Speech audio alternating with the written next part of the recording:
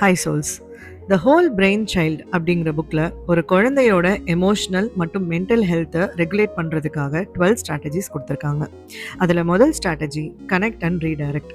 எந்த ஒரு குழந்தையுமே ஏதோ தப்பு பண்ணிருச்சுனாலோ இல்லை அழுதுட்டு இருக்கு அப்படின்னாவோ நம்ம உடனே இதனால தானே அது நடந்தது, அதை பண்ணாத, இதை பண்ணாத, ஏன் இப்படி பண்ணுற, இந்த மாதிரியெல்லாம் லாஜிக்கலாக பேசி அதோட ஆர்கியூ பண்ணுறதை விட்டுட்டு முதல்ல ஒரு குழந்தைகிட்ட எமோஷ்னலாக கனெக்ட் ஆக சொல்கிறாங்க.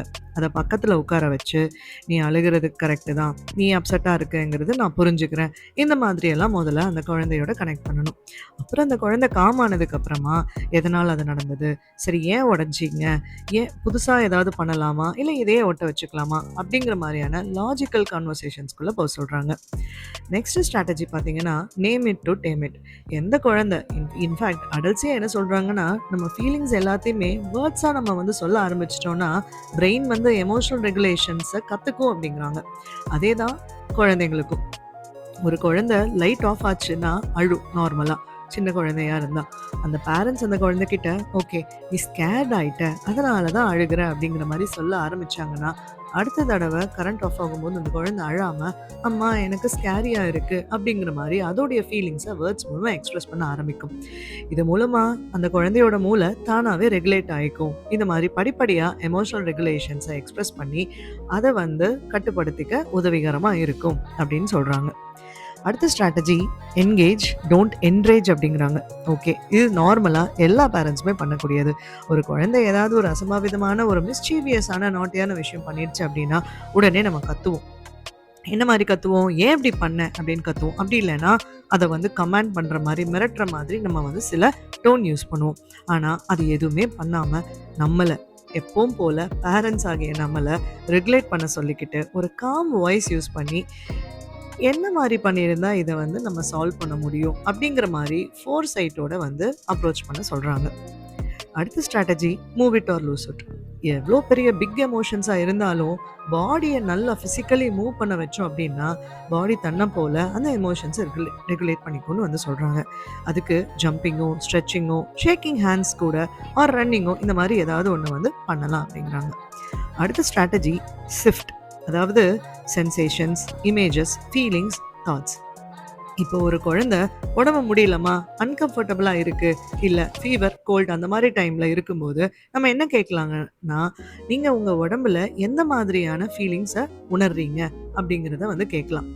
சப்போஸ் வயிறு வலிக்குது அப்படின்னா வயிறு பக்கத்தில் கொஞ்சம் ஏதோ ஒன்று டைட்டனாக இருக்கிற மாதிரி இருக்குது, அந்த மாதிரி ஒரு குழந்தைய பேச வைக்கிறது. அவன் சூடாக ஃபீல் பண்ணுறானா இல்லை கோல்டாக ஃபீல் பண்ணுறானாங்கிற மாதிரி வேர்ட்ஸ் யூஸ் பண்ண வைக்கிறது. இது எல்லாமே இன்னும் பெட்டராக அவனுடைய உடலை பற்றியும் அவனுக்கு என்ன உணர்தல் வருதுங்கிறத பற்றியும் அவன் கிளியராக பேசுகிறதுக்கும் ஐடென்டிஃபை பண்ணுறதுக்கும் ஹெல்ப்ஃபுல்லாக இருக்குங்கிறாங்க. அடுத்த ஸ்ட்ராட்டஜி மைண்ட்ஃபுல் ப்ரீத்திங், இல்லைன்னா ஒரு காம் ஜோன் கிரியேட் பண்ணுறது.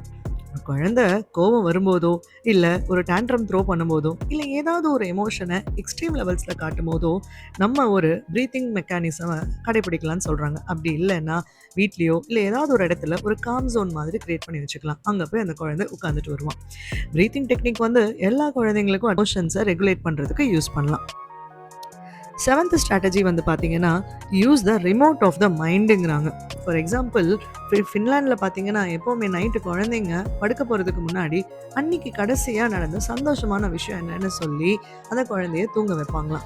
அது நியூராலஜிக்கல் லெவலில் பிரெயினுக்கு ஒரு பாசிட்டிவான இம்பேக்டை க்ரியேட் பண்ணி அவங்களுடைய எமோஷன்ஸை பெட்டராக ஹேண்டில் பண்ணுறதுக்கு உதவுமா.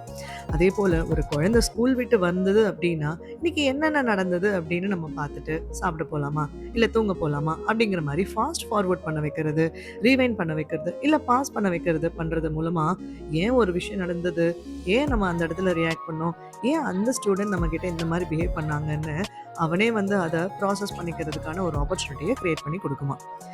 8th ஸ்ட்ராட்டஜி பார்த்தீங்கன்னா let the clouds of emotion pass அப்படிங்கிறாங்க. எல்லா எமோஷன்ஸுமே பாசிங் கிளவுட் மாதிரி தான். அப்போது எந்த எமோஷன் எவ்வளோ பெருசானாலும் சரி சின்னதானாலும் சரி அது சராசரியாக அதோடைய கால அளவு அப்படிங்கிறது தக்கவு தான், அதாவது டெம்பரரி தான் அப்படின்னு சொல்லணும். இது மூலமாக சில்ட்ரன் அவங்களோட ஃபீலிங்ஸை அப்சர்வ் மட்டும் பண்ணிப்பாங்க, ஆனால் ஆக்டிங் பண்ண மாட்டாங்க அந்த எமோஷன்ஸ் மேலே.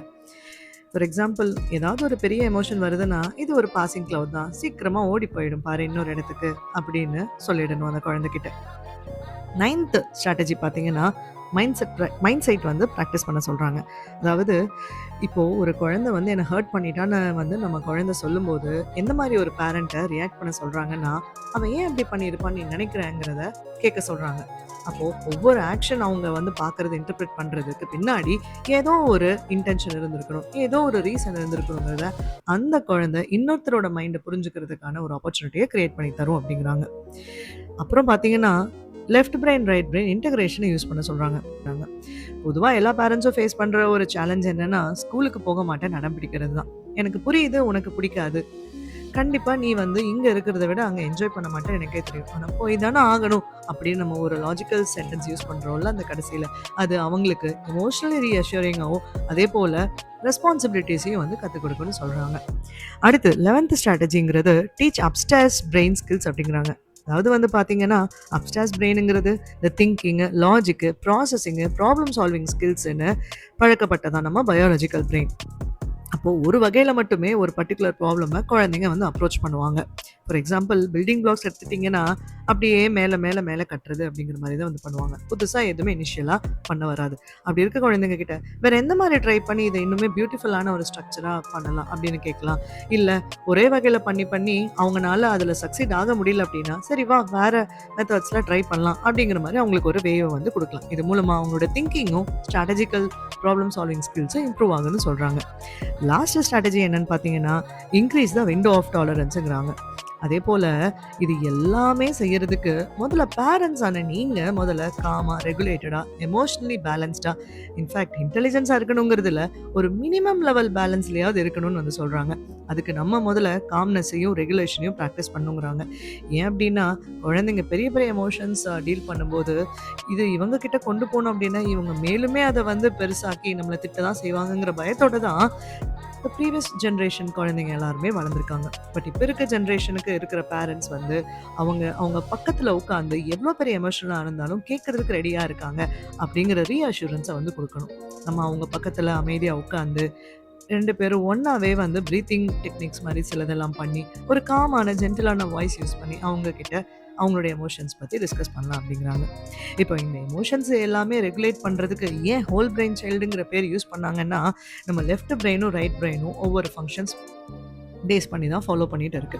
இது 2யுமே இன்டகிரேட் பண்ணி ஒரு குழந்தை வளருதுன்னா, அது எல்லா விதத்திலயுமே ஒரு ரெகுலேட்டட் சைல்டா இருக்கும். பெரிய பெரிய ப்ராப்ளம்ஸ் வந்தாலும் தன்ன தானே செல்ஃப் ரெகுலேட் பண்ணி, கோஆர்டினேட் பண்ணி கொண்டு போற மனநிலையை பெற்றிருக்கும். அப்படிங்கிறது தான் இந்த புக்கோடைய கோர் ஐடியாவா இருக்கு.